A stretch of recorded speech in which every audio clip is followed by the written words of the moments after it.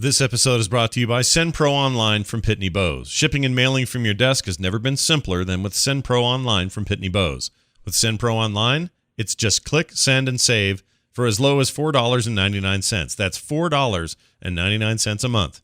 Try it for free for 30 days and get a free 10-pound scale when you visit pb.com/TMS.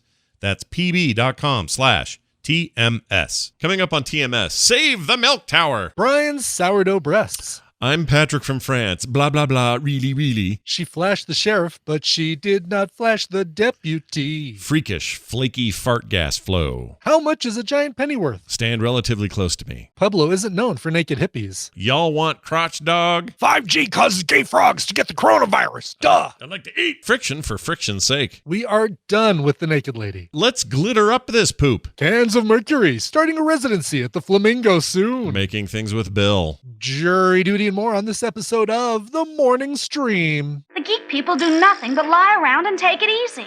Their muscles are getting soft. Penis pickle.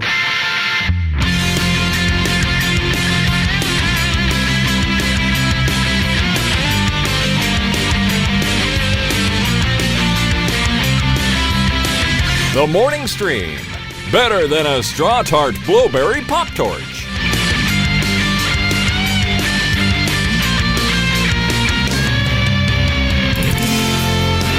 Guten Morgen, everybody, and welcome back to the Morning Stream for Tuesday, April 14th, 2020. I'm Scott. He's Brian. Hi, Brian. Hi, Scott. Hi, Scott. How are you? I'm good, man. I'm I'm good. I'm okay. I'm a little tired. Didn't sleep great. I don't know why. Just last night was a dumb sleeper. And we'll see if that has any effect on my day. Busy day, so I can't be too tired. Yeah.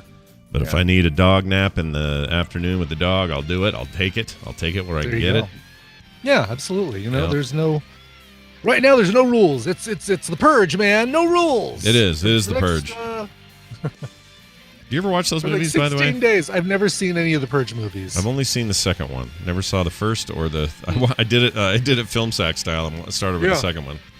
And it was kind of enjoyable. I liked it. You know that Crossbones guy who's in Winter Soldier for a hot minute? That's right, Winter Soldier. That's right. Yeah. What's his name? Greek, not Greco. He's got a cool name. Anyway, that actor's in it, and he's on the run. He's a cop, and he's on the run from all the stuff during the purge, and I liked it.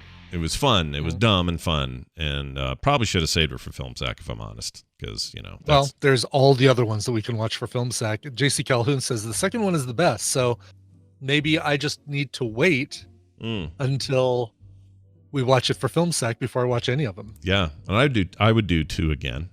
I liked it enough to watch it again. But why not do one of the ones you haven't seen, right? Well, we could do that, or we start at 1. I mean, I know we talked. I still think we should do this. We should do those Final Destinations all in a row. I know we tried to put some space between them, but I have no problem getting back to those sooner than later.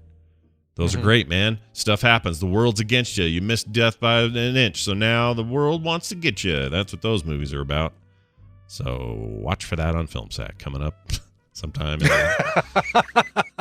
our lifetime. Hey, so our gas thing, our furnace thing went down again. Yeah. Went out again. After all that, 2 parts later, still went out, and we thought, oh no, what is this about?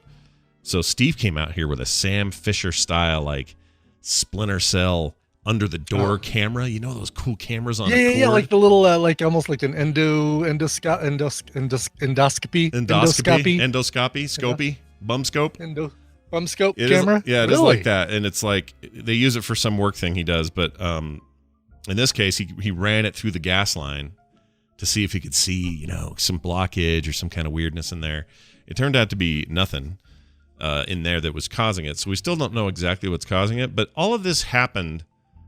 It seems like it's a gas flow thing. Like it's not coming in at the rate it's supposed to come in, even though the stove gas works fine, but the what do you call it? Fireplace that does this stuff, and then this thing down here, they both are like intermittent. Oh, come on, come off. So we think there's something with the line, and it's all been since the quake. So I have a theory. I don't know if anyone shares it, but I have a theory that the quake tweaked something. And oh God. Yeah, and so I hate to do it during a weird time like this, but it seems like the kind of thing I should probably call the gas company and get some poor essential worker out here to look at it. Well, I mean, they're working too. Yeah, no, they are. I mean, I don't know. I just hate. You hate to do it during a time like this, but I may end up having to. Steve wants to keep an eye on it and see if it does it again because he did something yesterday. We cleared out some dust and stuff. We'll see if that worked. But man, freaking earthquake and furnace. Although it's getting warmer, so it's not so bad. It's not like we're dying. Less crucial, but still, no. It seems like a good time. You don't want to deal with this in November, right? So it's like, all right, get them out here. Who knows? They might not be dealing with a lot of stuff right now. Anyway, it might be good, to deal with. But you're not smelling gas in weird parts of the house. No, well, really in any part of the house, I guess. No, not just weird parts, but not even once since all this happened have we had any kind of thing. We've replaced the regulator. The chat asked about the regulator. We replaced that. Everything has been either replaced or fixed, and it's still doing this intermittent thing. And the hint to me is that the fireplace upstairs, which is a gas fireplace, which are kind of dumb, by the way. I don't know why. It's all for looks. It doesn't actually do anything. There's some heat, but come on. It's just come on. What are you talking about? We get a lot of heat out of our gas fireplace. I know, but it's not the same. When I was a kid, I grew up, I had fires, man. You put logs in there. Yeah. It was great. You put a Duraflame on there and forget to open the flue. People burn their houses down. and I mean, you're not wrong. You're not wrong.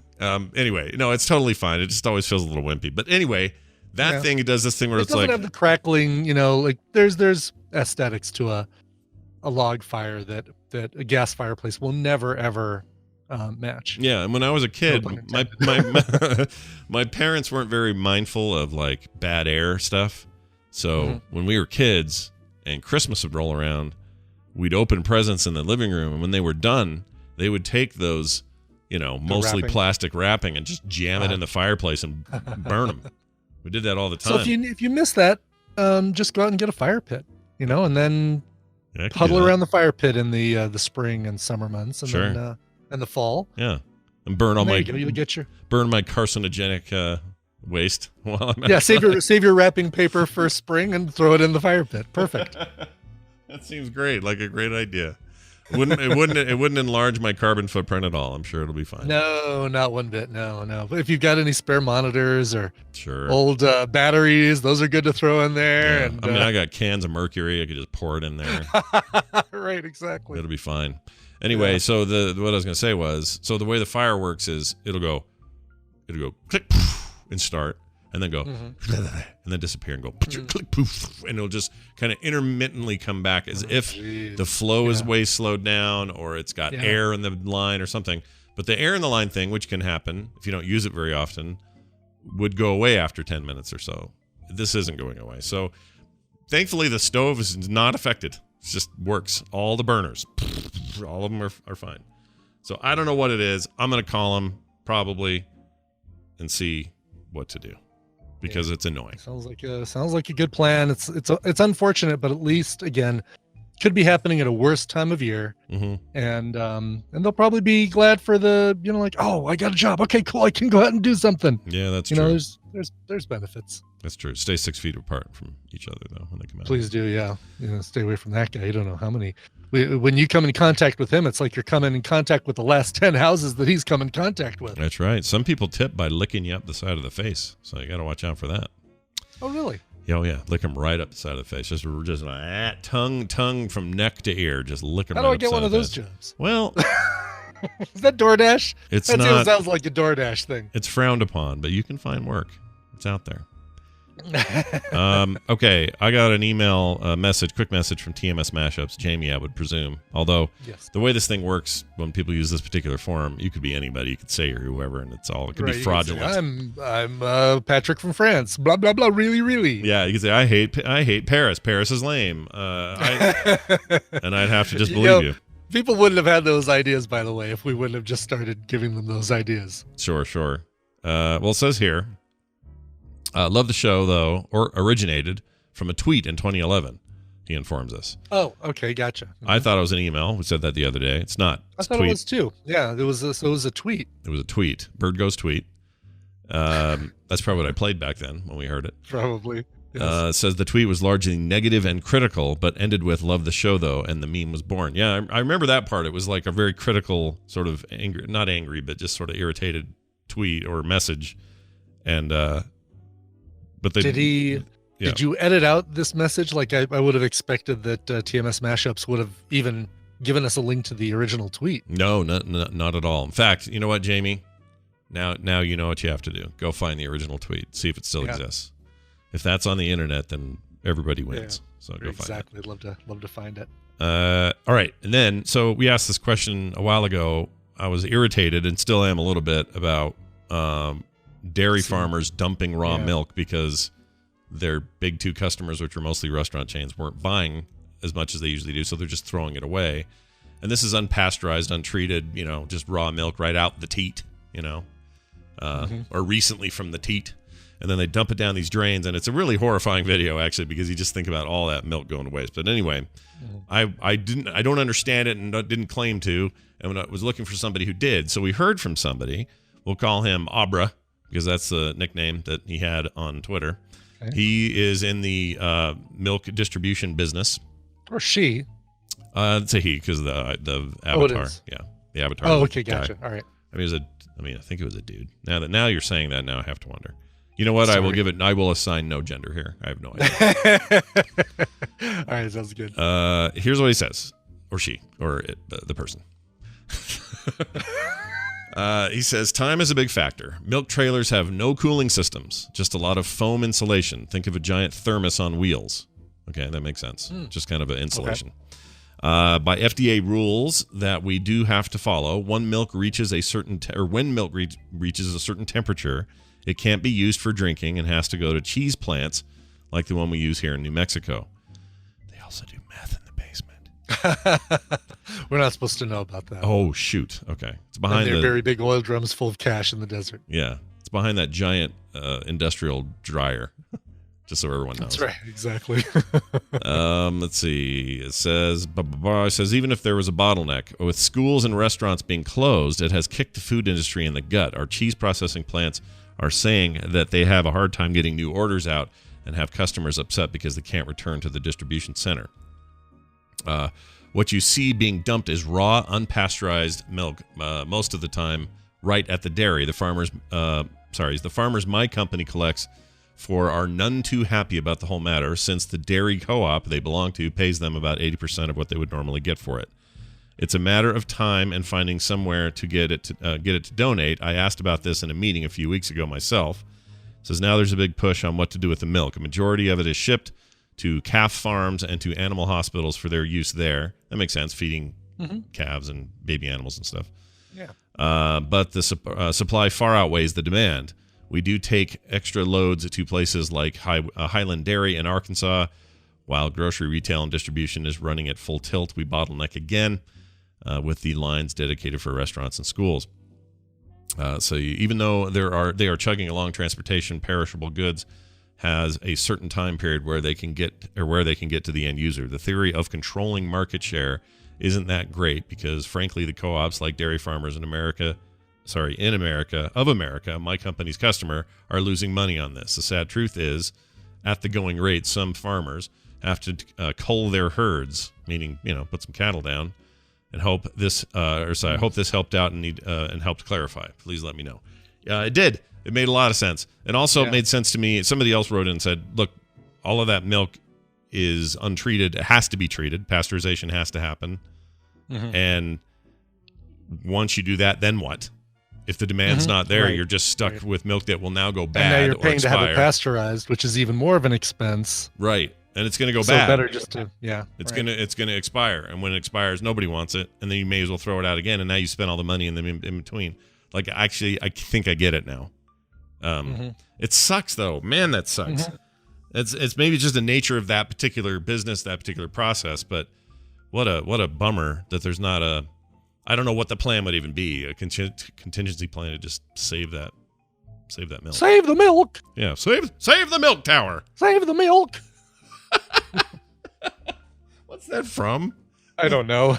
It was based on Save the Clock Tower. The way you said it sounded so. Maybe that's why it's so familiar. It sounded. For everybody who listens to Howard Stern, it kind of sounded like Underdog, but again, that's a save the milk. That's a deep cut. Save the milk. Is it bad that the only part of Howard Stern stuff I ever really see is when he's interviewing that little Beetlejuice guy, the little tiny guy. Yeah, it is unfortunate. You need to check out some of his interviews. Okay. Maybe I will. It's not all. So when you do a naked scene, what's it like when you get really excited by the person that you're doing the naked scene with? It's there's some good content in his interviews, and then there's 2/3 of the show, which is him ragging on Gary Delabate for eating while he's on the microphone or something. It's all right, just skip and let me find an interview. Feels like Gary eats on purpose, maybe. It probably does. I think they kind of all do a lot of that stuff on purpose just to create friction for the show. That's my thinking. Friction for the friction sake of it. Or friction for friction's sake is what I meant to say. That came out wrong.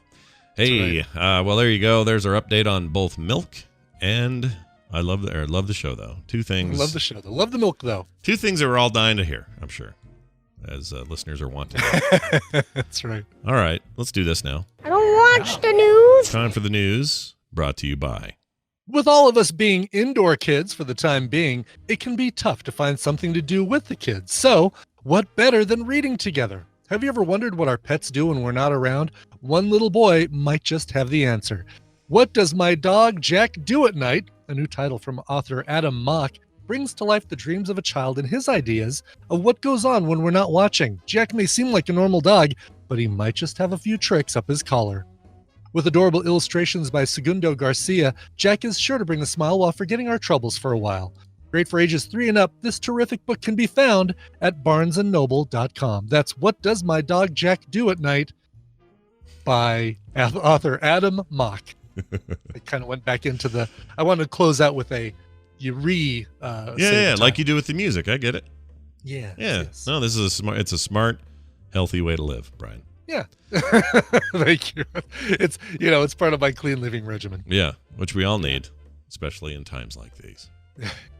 End times. All right. Hey, Colorado woman in the news. Thank goodness. Oh, yay. Been a while. Colorado connection. Brian's hometown. Let's do this. Colorado woman walked into a New Orleans airport fully nude. She was nude. Yeah.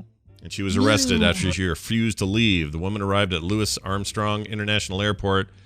What a wonderful... Oh, did I say Louis? I meant Louis. I meant Louis. Yeah. I knew it was Louis. You know, I just read it fast. Louis Armstrong. What a wonderful news. To build a dream on.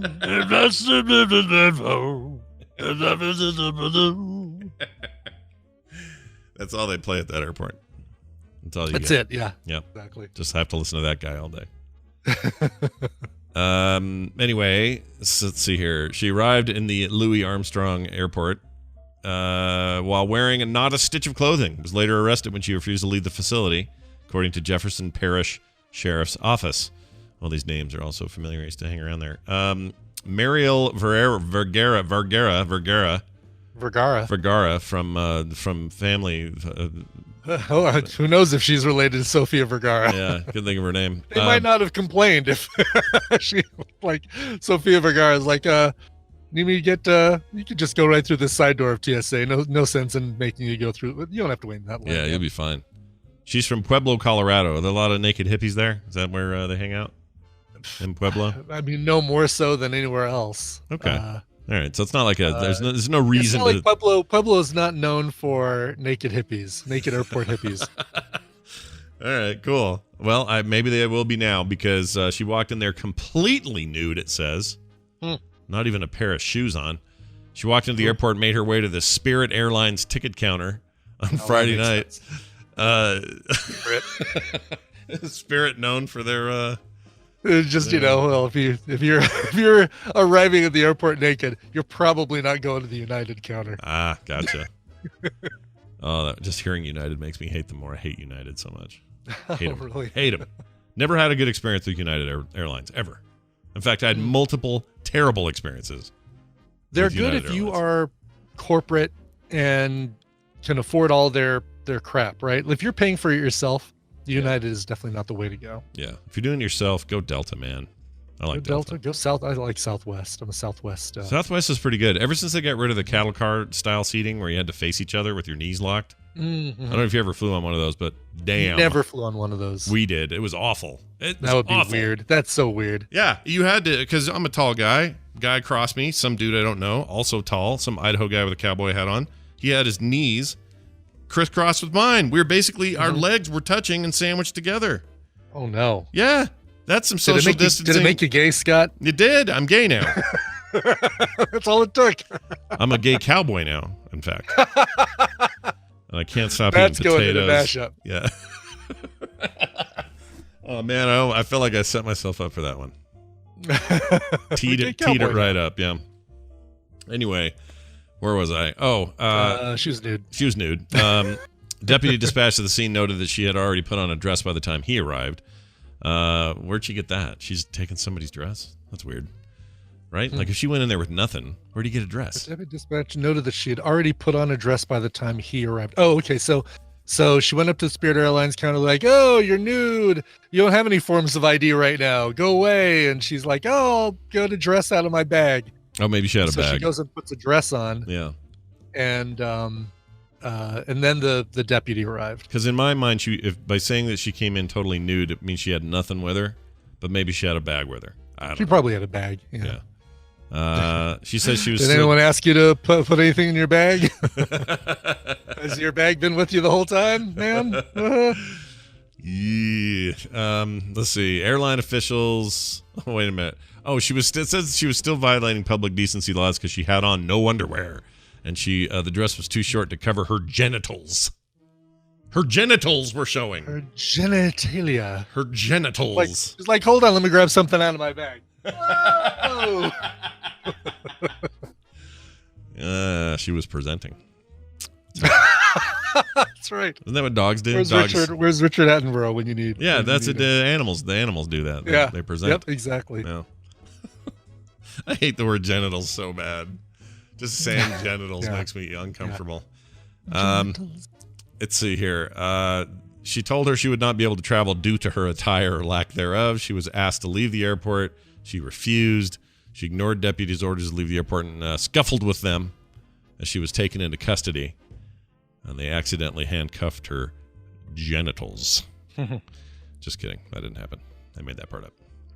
Anyway, hey, put some clothes on. Go to the airport clothed. I don't think that's a lot to ask. Not a big deal. Carry on, check bag, and clothes, and be dressed. Yeah. That's all. Those are 3 things. Drugs are. And 2 forms of ID. That's right. Drugs are a powerful drug, as they say. That's right. Yes. All right. Well, Colorado woman notwithstanding, we have a story now about a student driver. I tried to insert a couple stories here that were pandemic related. Because I mean, even thinking about the date on that one, that would have been April 3rd. So I mean, stuff was going on at that point, right? Yeah, We've been at this since early March. Well, March 8th or something, 9th? Yeah, whatever it was. Or at least we have. I don't know about the rest of the world. I was getting all this heat today on Twitter. Can I tell you what I did? Let me tell you what I did. Oh yeah, what'd you do? Did you show up nude to the airport, Scott? Well, that's you. Yes. Okay. You found me out. I did. Mm-hmm. No, here's what I did. I was tweeting. It was late last night, but I tweeted about this prominent reverend guy who runs a church in Virginia. And he was one of these guys that were like, the Lord will save us. Don't worry. The pandemic will never keep coming to church. And, just very irresponsibly telling his flock to be at church. Sure. During a time when they should not be in that kind of proximity. Anyway, he ended up catching and dying from the virus. And I made the point. That's an easy thing to throw shade on and just rip on and whatever. Sure. I had made the point just how kind of sad it made me feel because he was wrong to do it. It was the wrong call, and he probably thought it was the right call. In his heart of hearts, he probably thought this was what you're supposed to do because that was the kind of faith he thought he had. But I feel sad for that particular loss because it's made even worse. His family, his children, his people around him, people that cared about him, including people who would have been at that church. They've lost this person so needlessly. It's such a needless waste. Like you should have stayed away and should have done better. And it's really sad. And people are mad at me.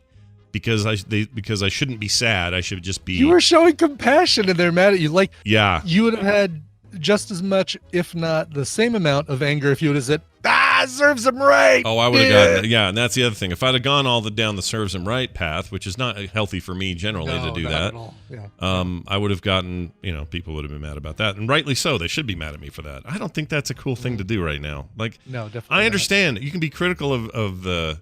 It was definitely a mistake. I fully agree. It put everybody at risk. It put himself at risk. Ended up dying because of it. It wasn't worth it. None of it was worth it. But it doesn't change the fact that there are a lot of miserable people in his immediate circle, and I feel bad for him. Just feel bad for those people. Well, actually, and Icor points out, not needless. Now he's an example to others who might put faith before science as well. So it's a. Well, it might be the other way though. It might be people going, we don't want that to happen. Maybe we'll put science before faith. Do you know what I mean? That's what I just said. No, I thought you said faith before science. No, if I said that, that's not what I meant. I meant. Now I gotta know. People look at it and say, okay, now I'll put science before faith. This is why I check these things. It turns out I am insane. It turns out I am insane. Now, people at home listening, you wonder why there was a little blip there. I had to go back and make sure I wasn't nuts. Turns out it was a little of A and B. All right. Yes, that's right. Let's see. Okay, Naked Lady, we're done with her. She's done. We're done with the Naked Lady, yeah. But we're not. Oh, my whole point was we're not doing pandemic stories for once, and it's nice. It's kind of nice. Oh, yeah. Because that's all that's out there, and once in a while something will squeak in. So there is something, we watched 2012 for FilmSec this last week, and there's not a lot you can really learn from that movie. You can't really learn how to drive a Winnebago, and avoid meteors. You can't learn how to jump a crevasse in a stretch limousine. Right. But there's one thing that the great John Cusack said, something to the effect of, when we put ourselves before society, we lose a little bit of our humanity. There you go. It's good words to live by. And it's great words to live by. It's such a great thing to think about now with everything going on. It's like, all right, I'm not going to go out and group together in a park and play Frisbee golf. I'm not going to, go running without a mask on. Yep. I may have it, I don't know it, and I don't want to spread it if I have it. And he also taught us two other things. One, what's that? The best way to serenade your girlfriend is with a boombox over your head. For sure, yeah. Outside the window, while you're wearing an overcoat with rolled up sleeves for some reason. What a dumb look that was. Okay, anyway, there's that. It's iconic now, but it was a dumb look. Anyway, and then the other thing he taught us is that you can kill a hitman with a ballpoint pen. It's true. Yeah. And sometimes it's just better to pay the $2. Sometimes. And a reminder that the Doom arcade game existed, because I don't know if anyone notices this. From Live and Let Die, the convenience store. That's what the guy was playing. When, he was playing the Doom arcade machine, which existed. I don't remember that. It existed in very limited production. You could get a Doom arcade machine in some arcades. I think it's one of those one-up machines. Those arcade one-up machines. Oh man, I love that movie so much. I just want to watch it right now. I'd love it so much. All right. Anyway, okay, here's a good one. A student driver runs a stop sign, fails roadside sobriety test during his lesson. That worked out fantastic. Great. Yep. That's a good time to go to class. I'm a little hammered, but let's try and get this knock out this elective class. Yeah. Let me get my driver's license while I'm literally drunk. A student and his instructor had a rather unexpected end to a driving session after a driver ran a stop sign and then he couldn't pass the test. Mounties in hold on. Okay. Coquitlam? Sure. Coquitlam, I think. British Columbia. I don't know. You Canadians, you want to help me out there? Is it Coquitlam? Said they pulled over a driver's ed vehicle on the afternoon of February 2nd after this is old. It was posted as new. But anyway, car went through a stop sign at the Mary Hill bypass. 44-year-old male driver also failed a roadside sobriety test issued by a traffic enforcement officer. Wait. 44-year-old. Okay, so this isn't we both assume teenage driver, right? We both assumed Well, he's the driver. Right. Let's see. You're right. It's traffic says. Yeah. It was a 44-year-old guy going for his driver's license. Oh, that's totally different than I thought it was. Uh-huh. I thought it was a student, like some idiot student, like a kid. Well, he's a student.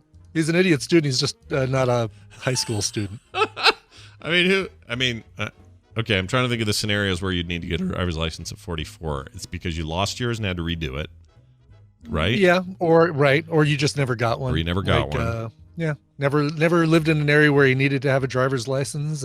Apparently, Coquitlam, BC, is rural enough that it's like, I drive the combine if I need to get something.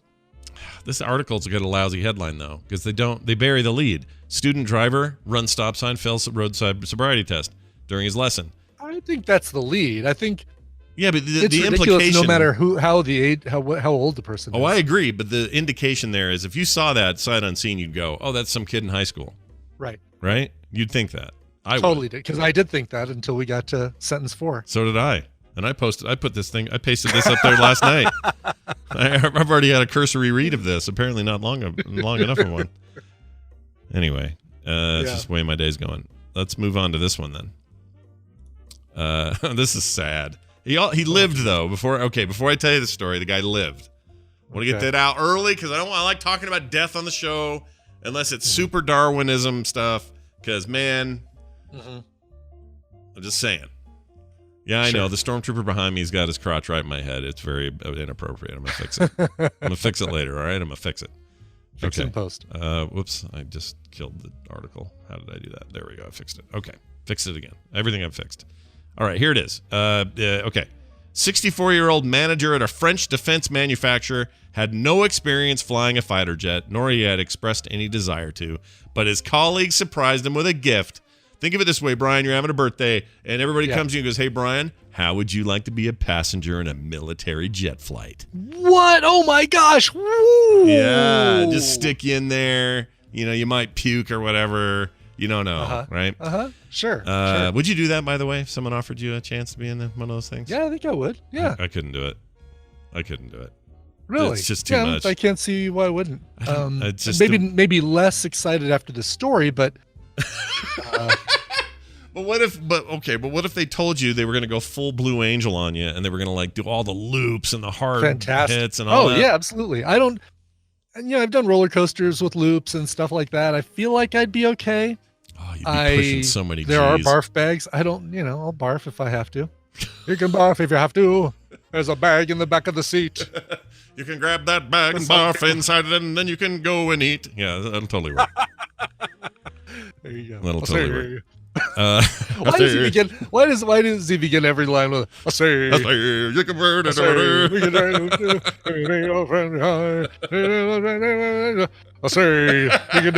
can dance. I just picture Foghorn Leghorn doing it now. I say. All right, where the hell was I? All right, so this guy, he gets into this plane, and he said, "Sure, that sounds cool." They had to even get special ministerial approval because he didn't want to be rude, and he didn't want to say no.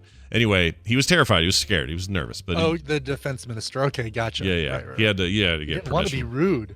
That's kind of weird. Well, he's a polite French man, I guess. Okay, all right. Oh, really, really want to do this. Oh. It says here the gift was sprung on him that very morning, so he just had hours to mentally prepare himself. Doctor performed a medical examination, which should have taken place. But I've just eaten this huge breakfast full of eggs and sausage. Oh my gosh, that would be so bad. It's like that scene where in Band of Brothers where Ross Geller. I can't think of his actor name. What's the name? Who played Ross on Friends? He's John or Bill Frank. What's his name? I can't think it was Schwimmer. David Schwimmer. Matthew Perry. David Schwimmer. Lisa Kudrow. David Schwimmer. Thank you. So David Schwimmer is a kind of an a-hole sergeant in that miniseries, and he's trying to the people, his men don't like him. And so he throws a giant spaghetti dinner for them because the idea you think is that they're all going to love him now.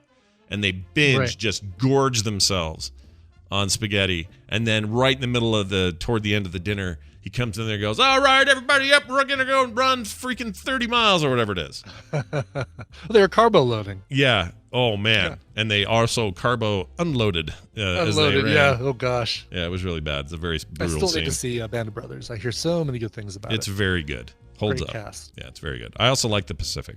Some people didn't like it as much.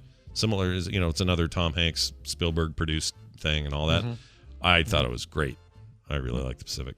It's also the greatest maybe one of the top 3 greatest TV intro music pieces ever made. Wow, Oh, it's so good. okay. Just gives my soul swells when I hear it. Okay. What was the Pacific on? Band of Brothers HBO, I know. But They were both HBO. Both of those were. Okay. Yeah. All right. So you can get them both on there. Cool. Okay. Where was I? Oh yeah. We're talking about surprise flight, fighter jet. Yep. They had a on the spot doctor's thing, which you should have had before. You have to do it before you can do this. So they did it right then. He got in. He was nervous though. They gave him all the instructions, but he was like, "Okay, all right, whatever." His heart was racing as he entered the cockpit. His smartwatch recorded it beating at 136 to 142 beats per minute. He was so nervous he didn't properly check his safety equipment. And then soon enough, as they were taking off, piloted by French veteran military pilot with more than 2,000 hours of flight time experience, he leveled off. The plane was subjected to negative gravitational load, which can create the feeling of being upside down. The passenger reached for something to hold on to, but grabbed the ejector handle and ejected himself. Jeez. He ejected himself.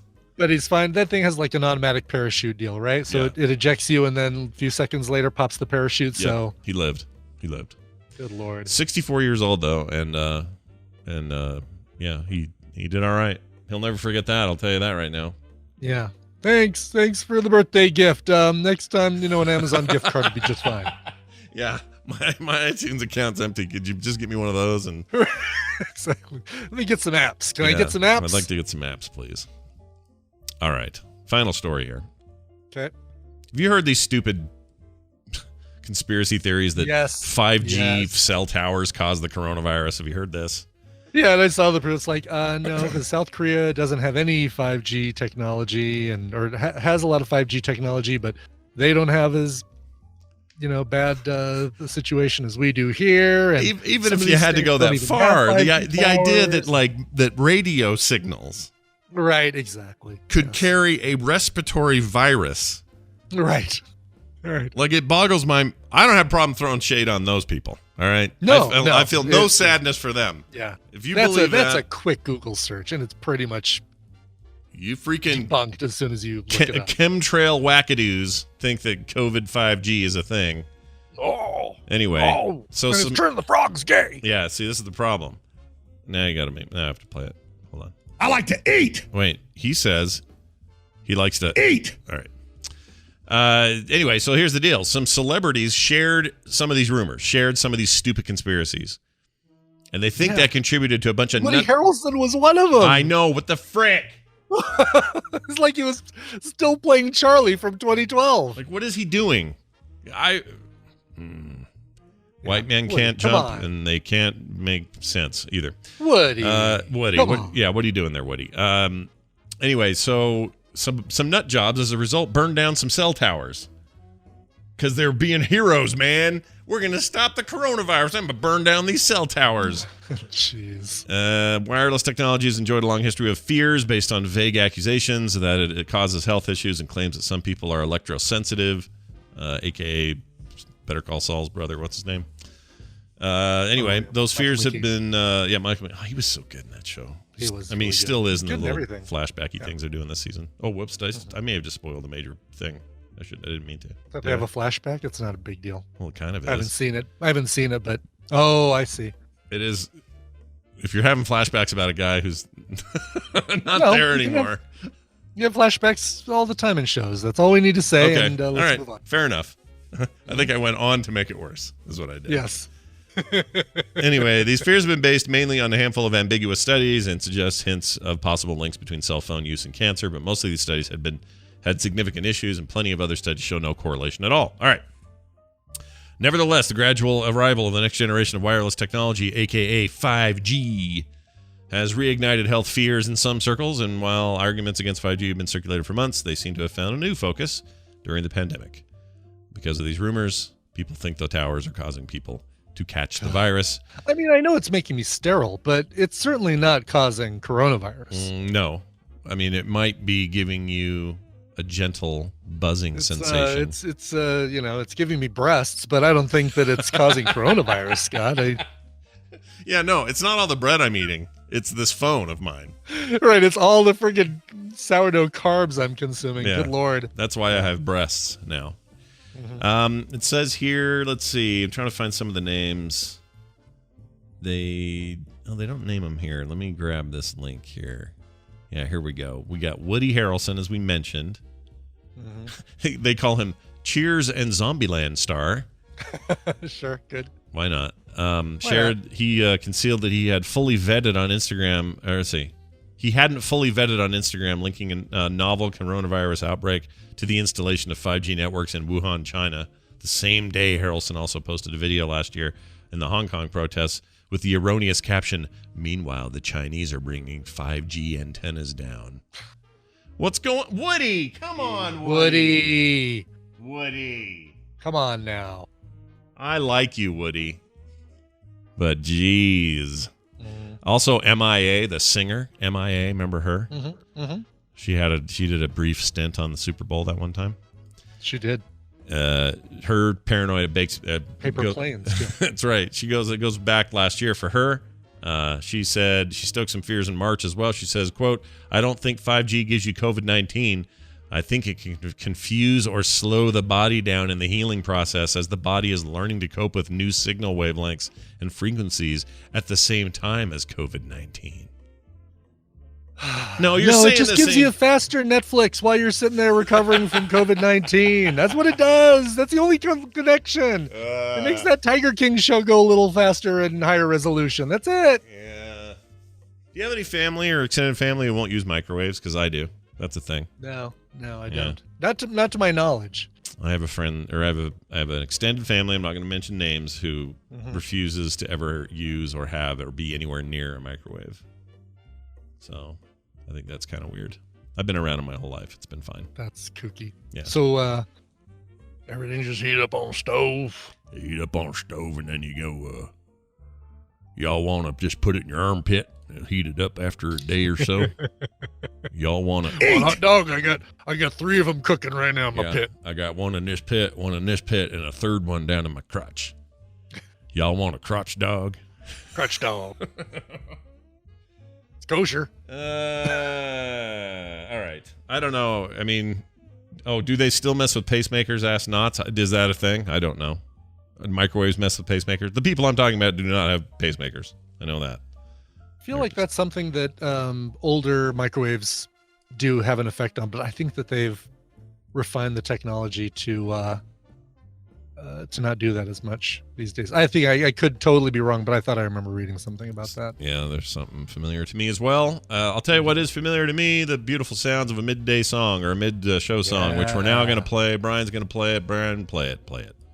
Sure. A dude named Jake Webb is a producer and multi-instrumentalist that performs under the name Methyl Ethel. And very cool 80s vibe to this that you're just going to love.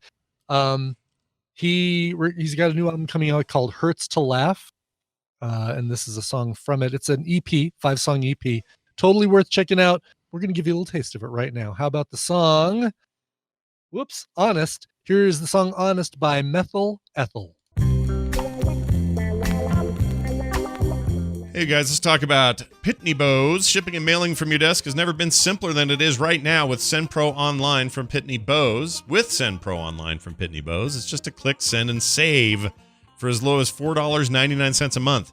That's $4.99 a month. It's crazy. Send envelopes, flats, and packages right from your desk, and you are back to business in no time. And for being a listener of TMS, that's the morning stream, you'll receive a free 30-day trial you can get started with right away. And to help you get started even further, a free 10-pound scale to ensure that you never overpay. Save time and money on mailing and shipping with SendPro Online. Again, starting at just $4.99 a month. Qualify for special USPS rates for letters and priority mail shipping. Calculate exact postage online and print from your PC or Mac.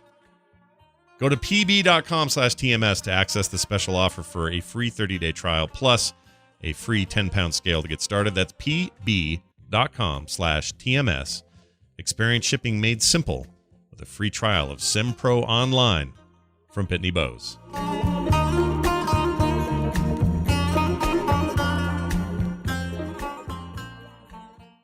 The curse of the white man from town! Even if you're not really well-mannered, you could make a habit of being civil.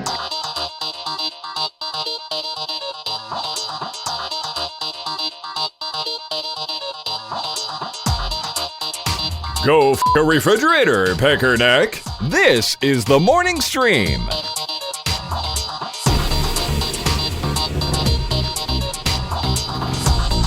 little harsh there, Fletcher. Jeez Louise. Jeez. Yeah, man.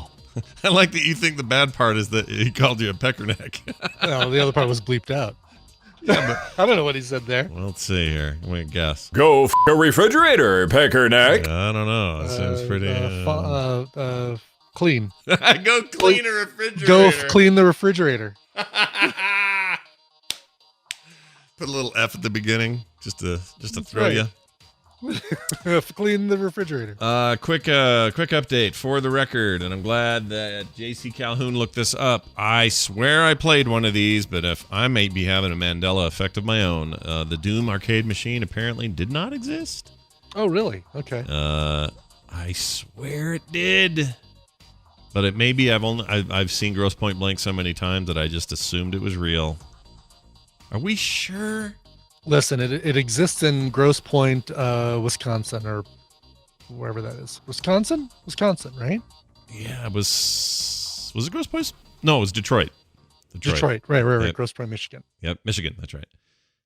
Okay, so it says this game only existed as a prop in a movie, Grosse Point Blank, which was never released in arcade form. Although several people have reported seeing this game in arcades, it is possible they were just custom-built PCs. Okay, maybe I saw that. Maybe I saw somebody had an arcade machine all jerked up to be like it. That must have been it. I don't know, but it was in an arcade, like a public arcade with like quarters in it. Sure. This is all I remember. But in that world, it was Berenstein Bears, and there was other problems. So Right. Yeah. what are you gonna do? Oh, here's another wiki here. Let's see. I love Bing's. Let's see. Doom arcade was featured prominently in the movie. Same prop appeared in an episode of Seinfeld. There's currently no corroborating evidence of this. Okay. Yeah, I don't know.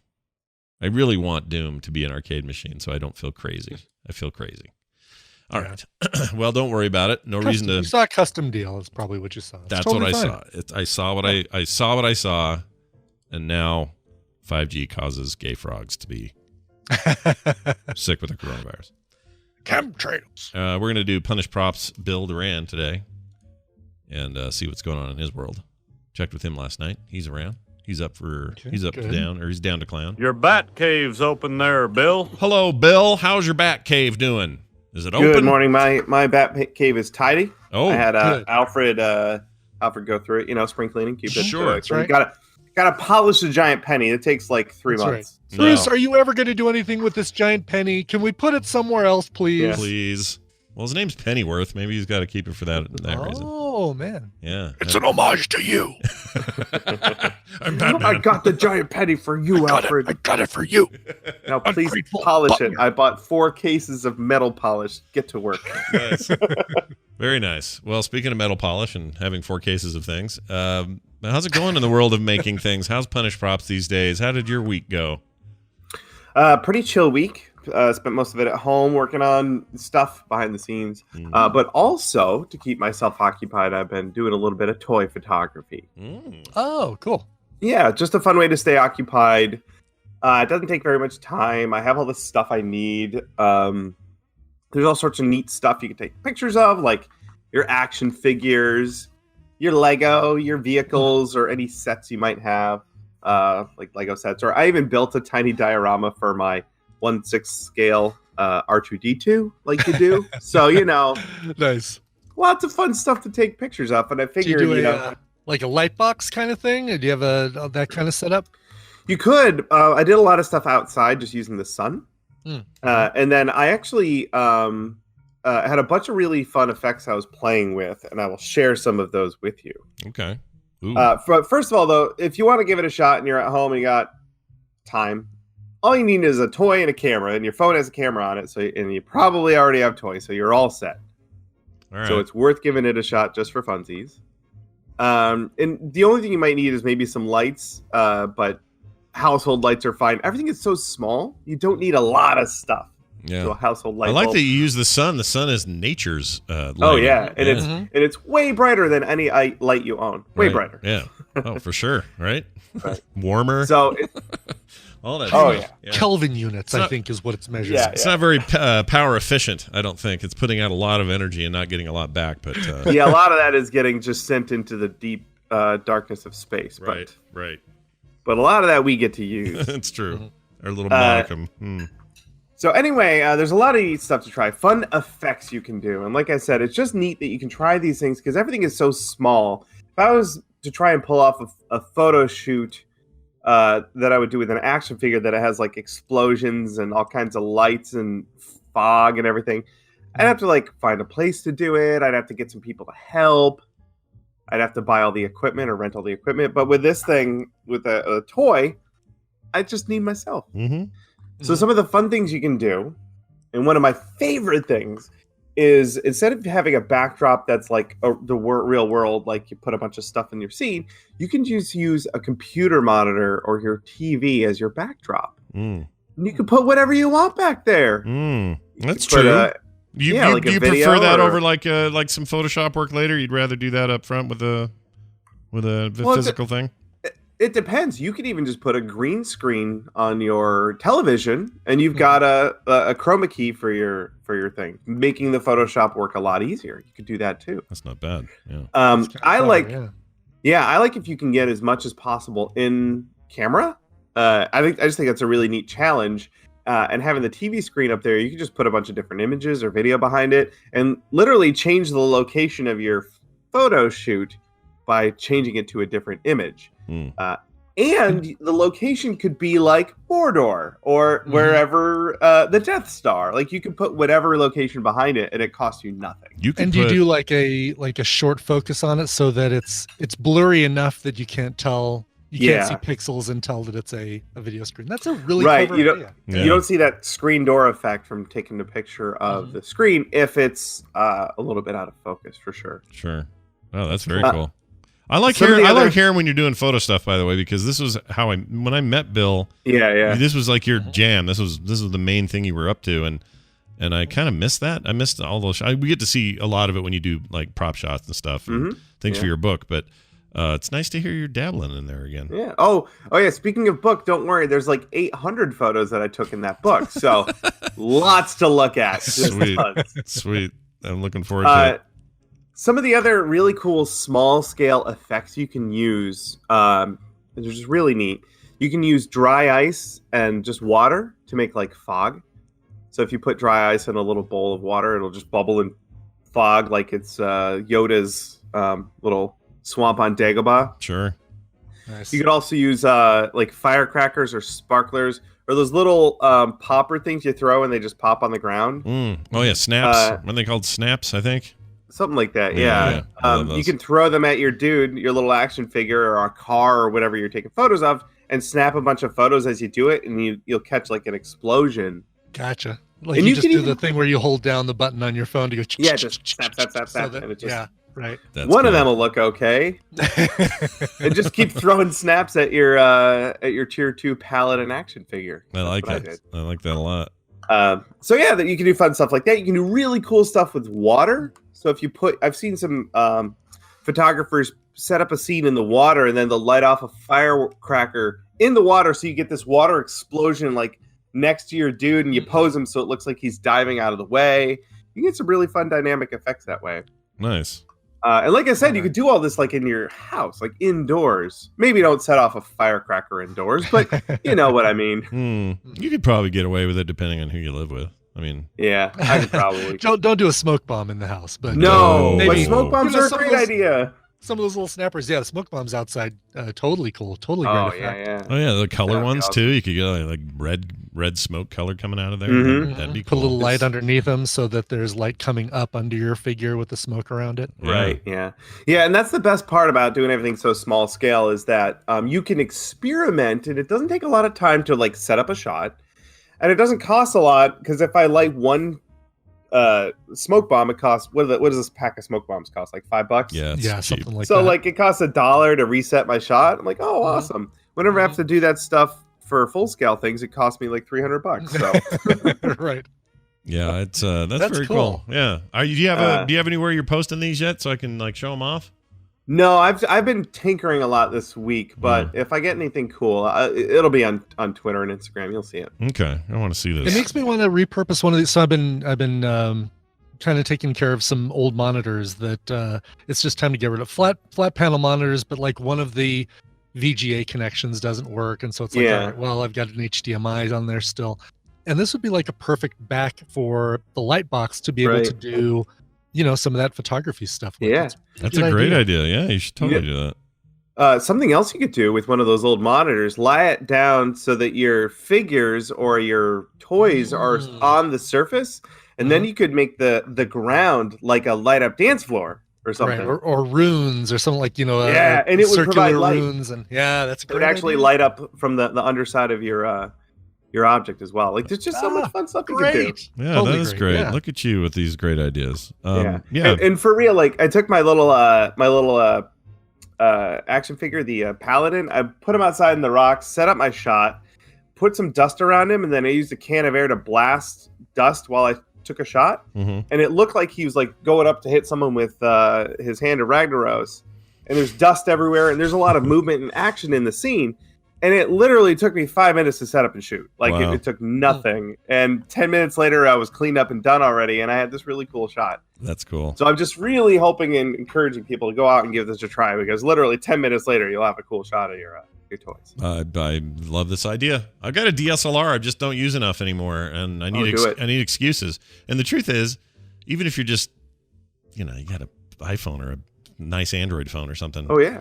Just use that, man. There's so much you can do with those things now. Just think of like a really cool design you could do around a completely wrapped block of clay, like a really cool. Yeah, the one that's not opened at all. And like, how about the tools though, too, Brian? Can those be unopened and in a bag? Yes, a package of tools with a really cool background behind it. Oh, you have given me the best idea today. I think I can make this happen.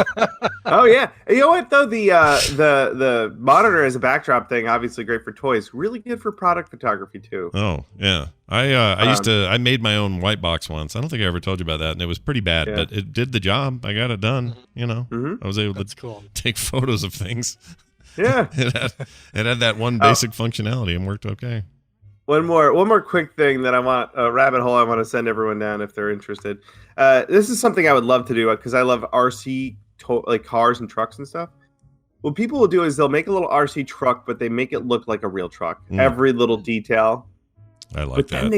Then they film the truck driving over rocks and through like really shallow streams, so it looks like it's full scale. Dude. So they just slowly drive their little trucks over landscapes and just film their perfect little trucks traversing little scenes. That's awesome. There was a photographer, and I'm trying to remember. I've got a couple of his books, but he does this with action figures in real world scenarios and probably RC trucks as well. And it's Star Wars figures, but he's got them like, surrounded by nature and foliage and stuff like that makes it look like they're on Hoth or Dagobah or something. Is that Avanaut? It probably is. Yeah. Yeah. He did a bunch of stuff with Lego, and he actually Lego published a book of his photos. Oh wow. It's so much fun. Definitely one of his books that I have here, but it's one with regular action figures as opposed to Legos. But I'll have to find it. That's very pretty cool. rad. Cool stuff. Yeah, you're making us want to go make stuff, Bill. That's what you do. I know. That's my life goal. That's the deal. You bastard. That's what we need right now. All right. I have a good recommendation. Oh, okay, great. Okay. I was going to ask. More toy photography stuff. If you look up Tested and toy photography, they shot a bunch of videos with Johnny Woo, who goes by Sergeant Bananas on Instagram, and you should totally go follow him. He's a toy photographer. The video I linked is them doing explosions, which is awesome. But they did several videos with him showing off dioramas and effects with toy photography, and I highly recommend it. That sounds awesome. Cool. It's that Samurai Stormtrooper thing. Yes. Ooh. You had me at Samurai and Stormtrooper, honestly. You got to have the right environment for this, but boy, this is so cool. It's very rad. As is Bill and his work, you can find it at punishprops.com, and on YouTube, all his videos, all his archives right up there.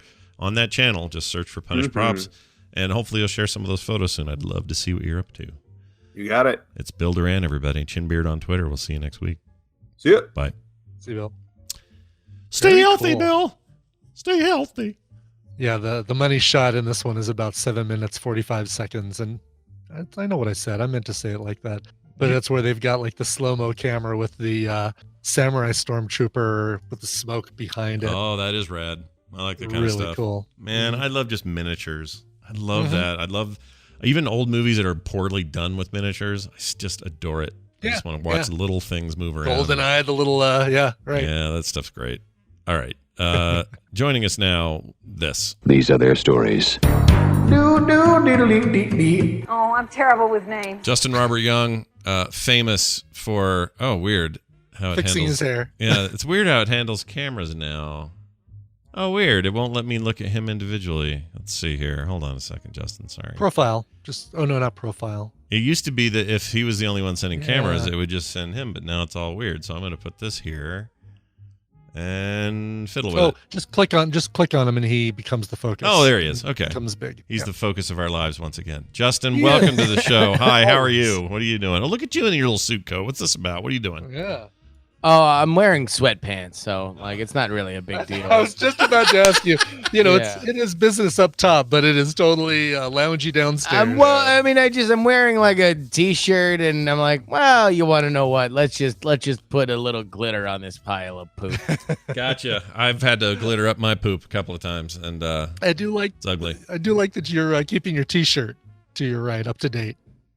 Oh yeah, well this is I guess the final, unless we cross off Joe in November. But this was what I got from Ray Gun in Des Moines. But they had a pre-crossed out version, and I've just kind of just kept continue up to sure. on it. So Bernie was the last one, obviously, to go, and the cheese stands alone here with Joe Biden. Yeah, I want to talk about that actually. So Biden officially did a thing that a lot of people weren't sure he was going to do, which was like give a full-throated Bernie. I meant. Biden, Sorry, for Biden, a full-throated endorsement.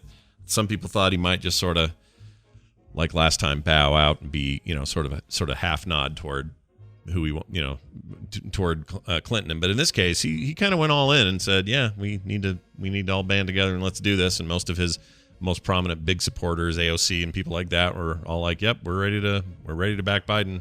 Basically just taking that train of, all right, well, here's the guy, so let's beat Trump and let's go. What's your take on all that? Any takeaways, anything from that do you think helps or Well, I mean, I think that let's start where you started, which is how different it is than 2016, and obviously a lot different compared to 2016, up to and including the fact that there are, there's not a primary happening right now. We don't know exactly if we're ever going to get any version of the primary going forward. So that's part of the reason why Bernie dropped out to begin with. But beyond that, I mean, he didn't endorse Clinton until I think a month before the convention. That was a pretty long and drawn out process. There's a lot of folks that kind of blamed, including Hillary Clinton, that blamed her general election performance based on that long drawn out primary. I think that there was a great desire from the Democrats to not see that happen again. And so Bernie played ball for all who wanted to say or have said, including Hillary Clinton, that Bernie Sanders is not a Democrat, doesn't care about the Democratic Party. He cares about himself. This was him sacrificing some of the loyalty of his hardest core supporters that wanted him to continue to be a movement, and were dismayed that he dropped out, and they're not particularly pleased that he endorsed Biden so full-throatingly and in a joint, if a bit awkward, although what isn't these days, live stream. But we'll see. I don't exactly know whether or not this does a lot. I would suspect that Barack Obama endorsing him, which just happened a few minutes ago, probably does more. But for everybody who thought that the primary went on too long last time, we're going to see what happens when it doesn't go on too long this time. Mm-hmm. That's true. Do you think there were actually people? I'm trying to gauge the reaction to the Obama, him endorsing him, which seemed like a given. Like, to me, that was just, of course he does. Like, you don't even need to say it kind of thing. But people are today like, oh, finally, we know what the...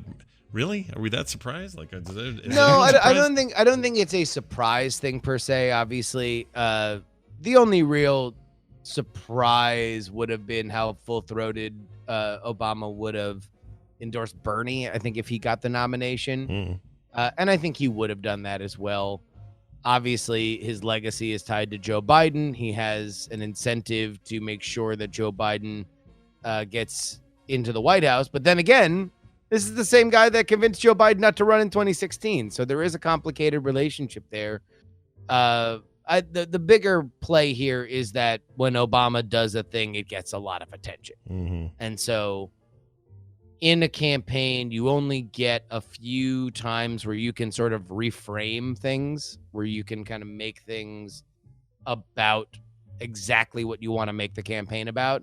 And gigantic endorsements are one, conventions are another. So this is about as big of an endorsement as Biden can get. And it's coming after some, a weekend where, both the Washington Post and the New York Times reported on a sexual assault allegation. So I think that this is probably, if you're going to look at it from a political point of view, this is a good time for that to come, because now the attention will be more on Obama than on those stories. Right. So okay. So you said that, the primary is kind of not happening in the way that it would be happening. Which is partly why, Bernie had to drop out early, or, I don't know. It depends on who you are and who you ask. But this, to me, this seemed inevitable. To other people, they wanted to go all the way or go home. Some people are like, forget it, I'll never vote for Bernie again, or I'll never support him again, and I'll never vote for anybody again. And, they're just kind of like doing that. But my question is, does this have any impact on, like, the incumbent, Donald J. Trump, and Joseph Biden having debates and things? Like, what does that look like? 10 feet apart, nobody's in the audience. What do we do that? Kind of like what that last Democratic debate looked like, probably, right? Because don't those start soon? Well, I don't know. I mean, we're early in the year. No. Well, wait. You're talking about the general election debates? Yeah. No. Those aren't until the fall. Okay, so we don't get those in the fall. No matter what happens, we don't get those until later. No. Those are about like a month and a half out from the election. Okay. Oh, wow. Okay. That close. Wow. All right. Yeah, no. Normally what happens now it's normally a lull. Usually what happens is things go super hot at the beginning of the year. You have the primaries, you have the battle, people start dropping out, and then eventually one or both sides, depending on which kind of election it is, whether both parties are having the primaries, you focus on the last people standing, they decide, and then there's really a lull up until the convention. Mm-hmm. There's some campaigning, but by and large, this is when you kind of start girding your campaign for the big slog that sort of comes later. Now, we don't know what that big slog is going to be. Both of these campaigns are probably going to be very, very well funded. The Trump campaign, between them and the Republican National Committee, announced that they had raised $221 million just in the first quarter of this year. A fair amount of that probably due to the impeachment stuff. Mm-hmm. But it's going to be a very weird election no matter what, because it's going to be dominated largely by not only the coronavirus in general, but also what world the coronavirus leaves. Mm-hmm. And beyond that, we are going to find out exactly how people are going to spend their money, because normally they spend their money on traveling around and holding gigantic events and renting out arenas and doing a bunch of stuff like that. Now I think it's just going to be every if there are problems with ad spending between the Biden campaign and the Trump campaign, they might make up for any advertising shortfall nationwide when it comes to empty bandwidth. I was gonna say that $200 million. That's a lot of money. Like, that's an impressive amount of of money in a short amount I of need to time. double check this because I only saw a snippet of it, so this might be wrong, and I'm sure I'll get some reaction if indeed it is. But I believe now Donald Trump for 2020 has raised more than any other person to ever run for president, and we're in the first quarter of the year. Yeah, that's crazy. And a quarter with this weird downturn, and it's insane. But that's my whole point is like, now what do you spend that on? Is it all ad spending? Is it all TV and radio? Is that it? I mean, maybe. Internet. I don't know. Sending golf carts out to a bunch of people so they can ride around their neighborhoods and throw firecrackers into the streets. Like, I have no idea what you use it on if you're not spending it on travel. I think the rally that I saw in Nevada probably was the second to last rally that we'll see in a very long time because he did another one in Charleston. Beyond that, like, I don't know. I mean, it really, there's so much that we can't know because we don't know exactly what the laws are going to be in terms of gathering. Right. We don't know. We don't know what.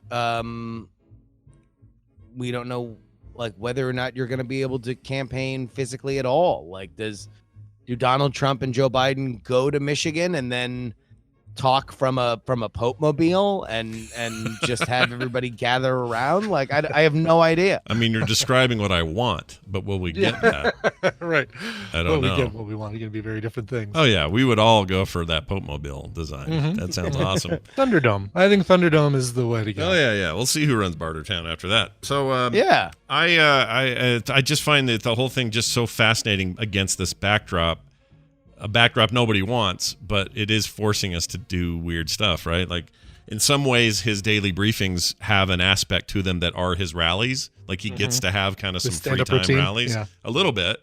And I think that's either who knows if that's hurting him or helping him. Probably a little of both, depending on who you are and where you stand on Trump. But that's about the best you can hope for. It is either weird. of them. It is a weird thing because there is an element that Trump and the White House press corps have kind of fallen into this rhythm of Trump tweets a thing, press corps responds to the tweet, Trump responds to the questions about the tweet. That spawns more questions. Mm-hmm. Then that spawns Trump yelling. Then that spawns the questions becoming more pointed. Mm-hmm. Then that spawns more yelling. Then there's more. Now the questions are being yelled. And then eventually that calms down and an actual press conference happens. Mhm. Like, that's what happened Right. yesterday. Mhm. It was like this very weird hour and change between Trump and the press. And then Trump kind of read some stuff off a piece of paper and then left. And then Mike Pence just kind of came up and just did a sort of regular ass press briefing. It was just like, all right, well, here's the guy who's going to get ventilators to people. And here's Dr. Birx talking about the infection rates. And here's Dr. Fauci, who barely wants to open his mouth because he doesn't want the next thing he says to become a gigantic headline. Right. Shave and a haircut, 2 bits. See you tomorrow. It did finally make me feel like things are finally starting to get back to normal. Yeah. I mean, for a hot second, it does. Press conference tirade is one of the items on my bingo card that just needs to be fulfilled. Sure. Well, yeah, and we're getting back to some of the political gravity that we had before, where now Gavin Newsom, my governor here in California, and Governor Cuomo out in New York are now fighting with the president as opposed to agreeing with the president, which I think we could all agree was a bizarre change of pace. So now we're into this thing about whether or not we had this very ridiculous civics lesson between the president and the White House press corps among the two entities in our modern world that I would care the least about them having an argument about that. But yeah, here we are. It's fun to watch them. It's going to be interesting to watch them fight over. How do I put this? There was an impression early on where it was like, oh, the governors need to figure out their own shit. That's their responsibility. They don't have enough ventilators. Well, that's on them. They should have been more prepared or whatever. And now we've shifted over to, all right, fine. Some of these governors are banding together. Like there's a coalition on the eastern side. I think California is also doing something like this, where they're working with other governors to have plans for reopening, plans to do stuff. And now Trump's saying, oh, no, only I can say that. And so now there's this whole thing. Well, which is it? Do you have the authority or do you not have the authority? And it's the dumbest. It's pretty dumb. Dumbest it's pretty question. dumb. It's right, so stupid. Yeah. I mean, look, the states and the federal government work in concert. They always have. It doesn't matter how much Donald Trump tweets. It doesn't matter how much Governor Cuomo goes on his brother's network and talks about it. Like, this is what the reality is. Now, I mean, people can score political points however they want, and certainly that's what's happening with Trump on Twitter, and certainly that's what's happening with Governor Cuomo and Governor Newsom specifically. Personally, I really don't care about anything other than hard directives and orders. Same. Right? Yeah, like, same. So far, we've seen tweets, right? And now we can have this conversation. Is it appropriate that the president is tweeting so much, right? That's an evergreen conversation that we've had since 2015 before he became the president. But in general, today at noon, Governor Newsom, allegedly in concert with governors from Oregon and Washington, are going to lay out their plan on when to reopen parts of their states, although each state will have something more specific. That's what I care about. Mm-hmm. I care about what the plans are. I don't care about, Governor Cuomo saying, we don't have a king, we have a president. I don't care about Trump responding that, he's got a lot of power. He's got power in total, which I'm assuming he means the cereal.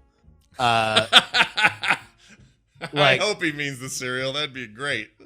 Because that's good fiber. At his age, he can use all the fiber he can get. So he could use all the fiber. He's, look, he doesn't appear to have a high fiber diet. Yeah. So let's hope that he gets a little bit more in his life. Yeah. Look, it's a lot of this is going to work out. There's a lot of Sturm und Drang, and maybe I think, Brian, you actually do have the silver lining that it's better that we are fighting over this as opposed to dealing with the situation that we have, because it does look like we are over the apex of at least this first wave. Much of it centered in New York and New Jersey. It seems like even some of the other breakout zones in Michigan and Louisiana are on the backside of their curves. That's not to say that there cannot be a reinfection. It's not to say that there won't be a second wave either during the summer or during the fall, when it is probably more scientifically likely. But we're gonna get through this, and maybe it's better that we're kind of doing this bizarre political dance, which beyond my realm of comprehension has debuted the states' rights Democrat, which we haven't seen in quite a long time. Which, if you know your history, keep an eye on the states' rights Democrats. Last time we saw them, they were up to no good, in my opinion. Yeah, neither were the. Well, I guess now we'd say neither are the Republicans, who claim to be Federalists. So we'll see how that goes on both sides. They're both doing it. Well, They're both doing it. Yeah, I don't know if. I mean, I don't know. I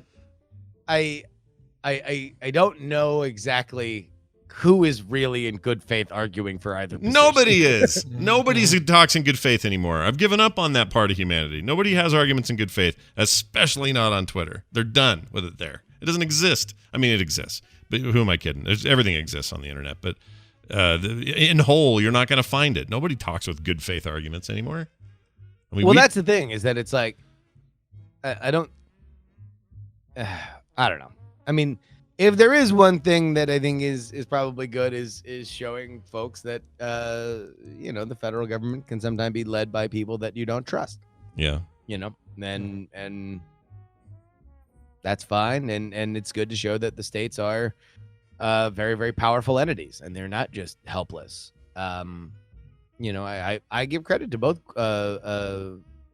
Cuomo and Newsom for kind of dealing with the situations that erupted in their states, and I think that from a logistical perspective, this isn't like a hurricane or something like that, where you can target federal resources in a much more dramatic kind of way, you do have to rely on the people that are on the ground.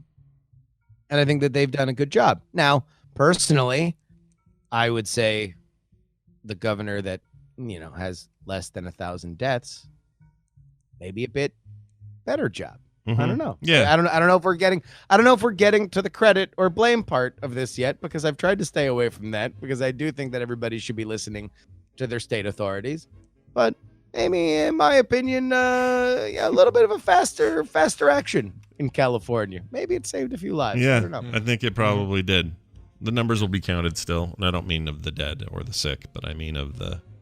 I mean that too. Well, I mean that too. that. Those are metrics that will matter, obviously. For sure. But I looked forward to the total data after all of this. Like I don't know why this mattered to me so much, but it was a story about a embedded photographer in New York who's all he's doing is running around basically photo documenting what's happening.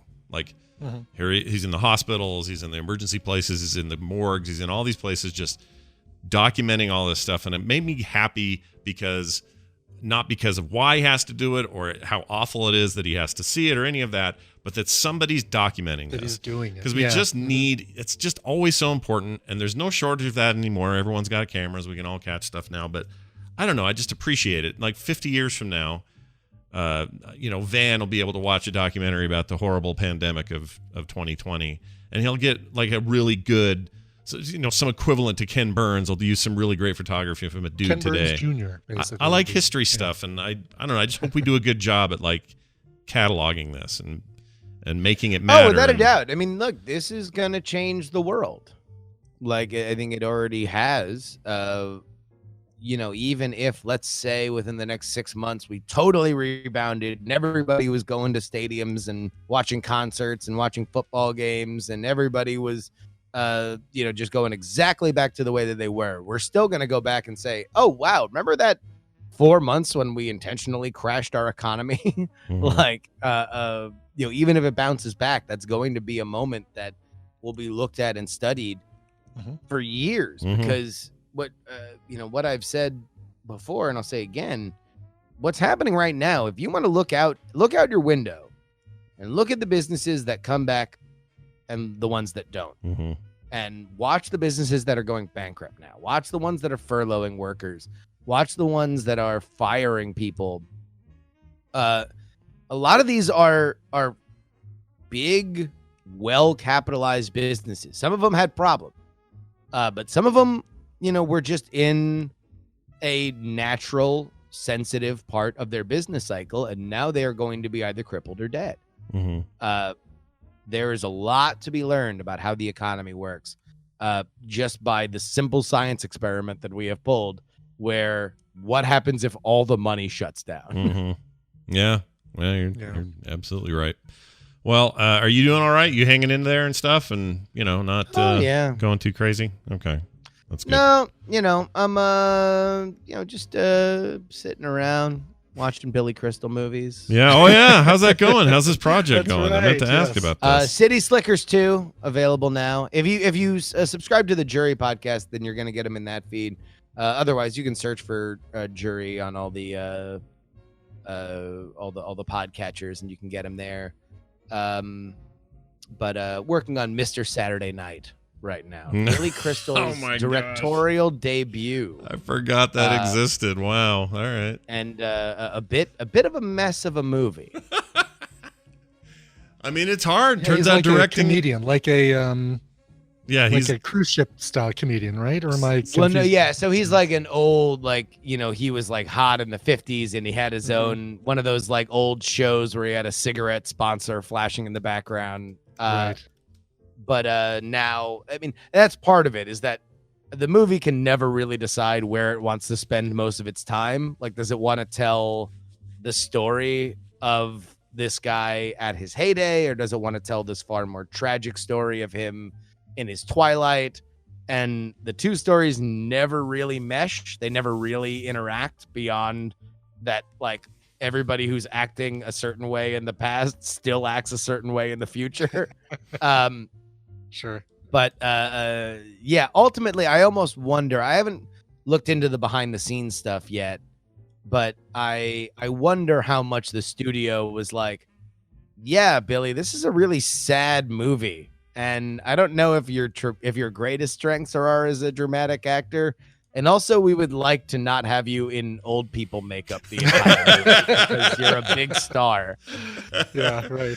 Yeah, that's interesting. Boy, speaking of documenting important work, I can't wait to see how this all pans out for you. Yeah, I was happy. I was happy with the City Slickers 2 one though, because that is all similarly a bit of a mess of a movie, but it has kind of a tragic story behind it with Bruno Jack Kirby. Palance. Yeah, Bruno Kirby died. Right. Bruno yeah. Kirby, right? Yeah. Yeah, Bruno Kirby, who was a huge part of the first movie, just totally absent in the second one. And apparently it stemmed from a fight he had with Billy Crystal, which not only got him wrote out of that movie, but it pretty much killed his career. Yeah. And then he had a horrible early death. Died of some cancer. 2006, died of leukemia. Yeah, that was awful. But we have a tribute. I say we as if it's just me and the voices in my head that do this podcast. But, Got a mouse in your pocket, Jerry?